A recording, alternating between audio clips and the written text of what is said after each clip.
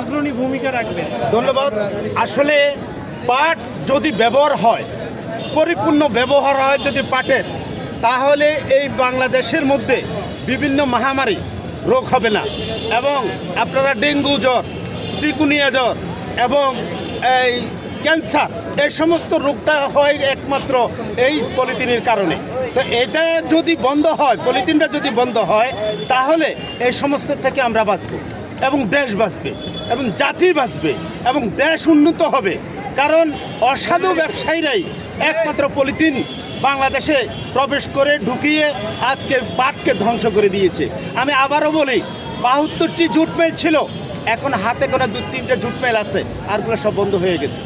একমাত্র ৭২টা জুট মিলের মধ্যে সমগ্র বাংলাদেশের বিভিন্ন জেলার ৬৬টা জেলার এবং গরিব অসহায় মানুষেরা ওখানে কাজ করত। মানুষ এই পাটকে সারা বিশ্বে প্রচার করত এবং এটাকে বিনিয়োগ করত। পাট এই বাংলাদেশ থেকে কিনে নিয়ে বিদেশের মাটিতে অনেক ভালো ভালো জিনিস তৈরি করত। এখনও সম্ভব ৩০০টা পণ্য তৈরি করা এই পাট দিয়ে।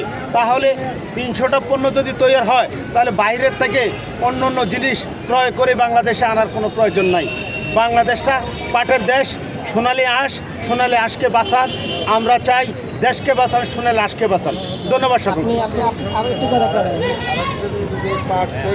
আপনি বলেছিলেন যে এই যে পলিথিন নিয়ে বর্ষাকালে পানি যে জলবায়ু পরিবর্তন বা এই পলিথিনের কারণেই কিন্তু ঢাকা শহর ডুবে যায়। আপনারা দেখেন মতিঝিলের মতো জায়গায় নৌকা চালাইতে পারবে, ঠিক এরকম পানি হয়ে যায় বর্ষাকালে আমরা দেখি। কিন্তু এই পানিগুলো নিরসন হচ্ছে না কেন? প্রত্যেকটা ড্রেনে, প্রত্যেকটা নালায় এবং পলিথিন দিয়ে জাম খেয়ে যায়। আর তখন এই জাম ছুটেতে, পানির স্রোত ছুটেতে হাজার হাজার লক্ষ লক্ষ টাকা সরকারের ব্যয় হয়।